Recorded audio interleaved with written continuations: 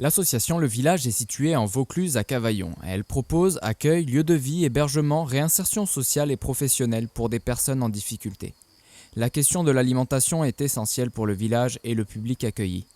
Afin de favoriser l'accès pour tous à une alimentation locale et de qualité, nous développons depuis 2017 un projet de cueillette chez des agriculteurs en vue d'une revalorisation des fruits et légumes récoltés.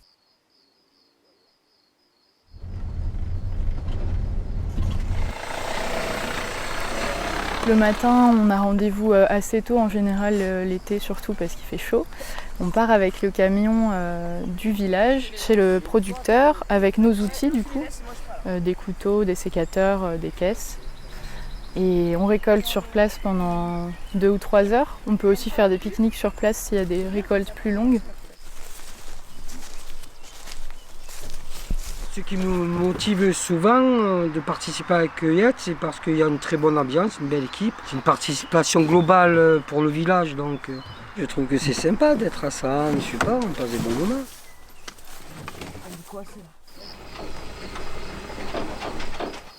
C'est une action qui pour moi a du sens parce qu'elle est très concrète.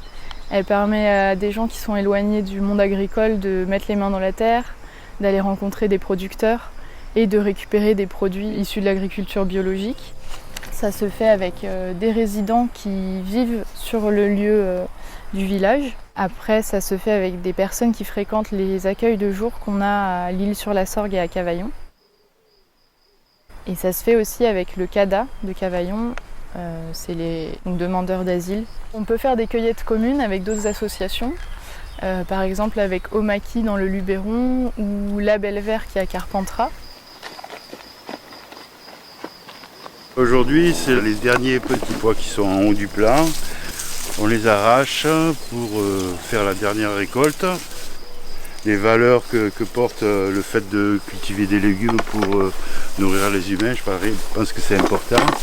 Et aussi, travailler en extérieur, c'est une bonne thérapie aussi pour tout le monde d'ailleurs, pour s'évader un peu, quoi, on va dire.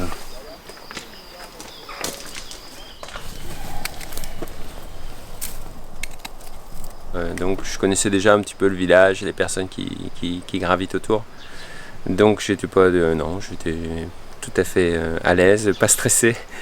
Et ouais, ça s'est bien passé, les gens sont venus. Après, qu'on a en général pas trop de temps. Donc, puis comme c'est une cueillette où on dit bah allez-y, prenez, sans facturation ni rien, du coup tu en profites, t'en profites pour pas perdre du temps avec, quoi. Tu dis bon ben voilà, c'est là, allez-y, vous avez les caisses, vous avez tout, et après toi tu vas aux multiples tâches que tu as encore à faire. J'avais une ferme beaucoup trop grande pour moi, il m'est arrivé pas mal à l'époque de surdimensionner mes plantations et d'avoir beaucoup trop à un moment. J'ai donné un peu pour les cantines au village et ils m'ont dit mais non, on va venir en fait, on va ramasser nous-mêmes et on va faire le boulot.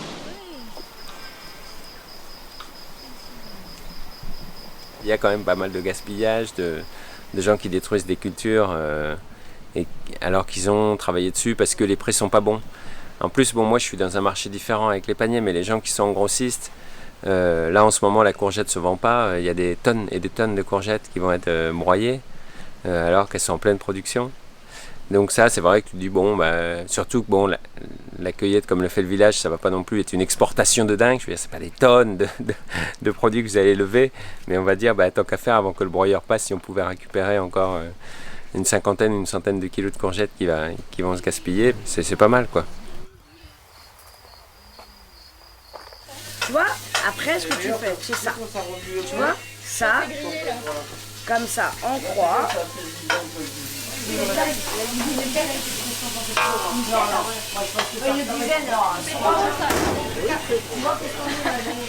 C'est où la passoire? Ça nous fait passer du temps, on se retrouve. Et en même temps, on fait de la cueillette pour nous, pour qu'on mange bien. Et en plus, on prend le produit directement de la terre à notre assiette, on le mange. On sait d'où il vient quand même. Voilà. Regarde ça. Bien caché. Il y a les trésors, il faut aller les chercher.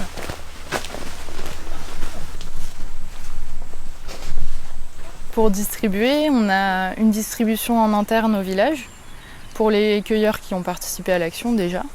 Ensuite, on a une cantine associative où ils peuvent utiliser les produits quand ils ne sont pas trop abîmés. Quand on fait des grosses cueillettes, on distribue une partie de la récolte en externe, au Resto du Cœur et à la Banque Alimentaire. On a aussi ouvert un atelier de transformation fruits et légumes en octobre 2020, après avoir fait le constat qu'on ne pouvait pas valoriser directement toutes les récoltes.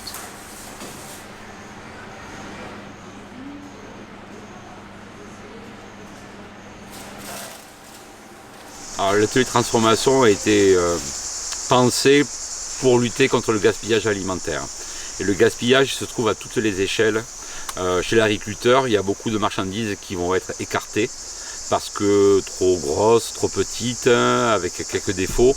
Et je vois vraiment les cueillettes comme moyen de lutter contre le gaspillage et de pouvoir offrir à des personnes qui ne pourraient pas se payer du fruits et légumes biologiques, de pouvoir manger des produits sains à des prix accessibles, voire à un temps donné. Ce qui est pour moi quelque chose d'essentiel. La force aussi de ce projet, c'est par exemple dans l'accompagnement des personnes qui participent à l'action. Là, je pense par exemple à une personne qui était accompagnée par d'autres collègues en fait, sur d'autres dispositifs, notamment sur la référence RSA, et qu'effectivement on ne trouvait pas forcément d'accroche avec cette personne. Et puis le fait de se retrouver dans la nature, hors d'un bureau, et surtout de faire avec, de participer du coup à l'action et de partager en fait des moments. Cette personne a pu derrière avoir un parcours en fait très intéressant, puisque du coup elle a accès à un logement et elle a également accès à un emploi via le chantier d'insertion.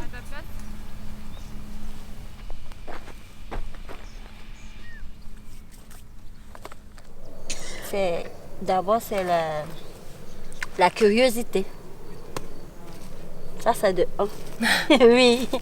J'ai jamais vu des Français cultivés, tu vois. Tout ce que je vois, ils sont tout en veste, cravatés, voilà quoi. C'est un peu ça.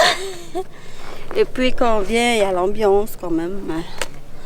On discute de tout, de rien, chacun demande d'où il vient, il donne un peu ce qu'il fait dans son pays, tu vois. Après on fait les pauses café et tout, tu vois. C'est un peu chouette quoi. Ça me plaît. J'ai vraiment le sentiment qu'on a tous un lien à un moment ou à un autre. Il y a toujours un moment où ça te parle. Alors il y a le physique qui rentre en jeu, donc ça t'interroge par rapport à ton propre physique et ta condition quand tu es accroupi, quand tu es au soleil, quand il fait froid, quand tu utilises tes mains sur des gestes répétitifs. Et il y a un moment où tu es obligé de te poser avec ça, de trouver des choses qui correspondent à ton corps. Tu peux pas appliquer la méthode de ton voisin, et que tu sois en position difficile ou pas, il y a un moment ça te parle, et je pense même que ça parle à tout le monde. J'avoue que c'est pas la culture la plus facile à récolter. On a fait les haricots debout, c'était mieux. Les fraises c'est un peu fatigant, mais bon, on le fait pas par rentabilité, donc on fait à notre rythme et c'est ça qui est bien.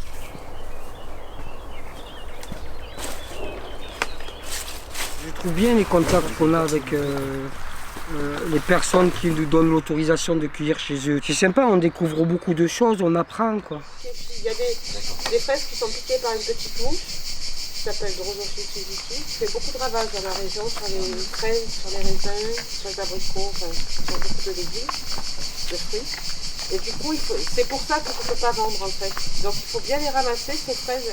On se rend compte que très rapidement, ça va être l'agriculteur qui va nous rappeler. L'agriculteur va voir tout le sens qu'il y a dans l'action, et c'est vrai que du coup, régulièrement, ça va être eux qui vont être force de proposition et qui vont nous demander de pouvoir intervenir pour pouvoir valoriser leur récolte.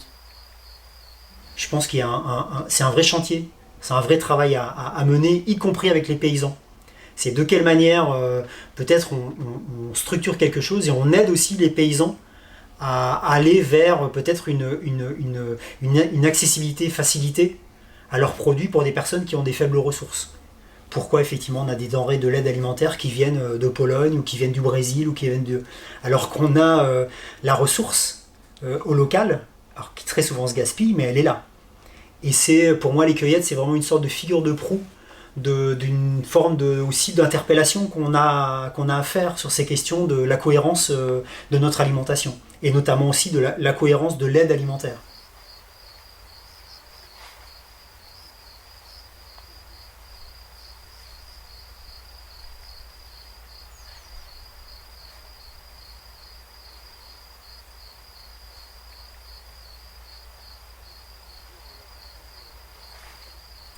Cette action anti-gaspi et solidaire ayant fait ses preuves, le village et ses partenaires ont décidé de partager leur expérience et d'accompagner d'autres structures à développer ce modèle. Si vous êtes tenté par l'aventure, n'hésitez pas à nous contacter.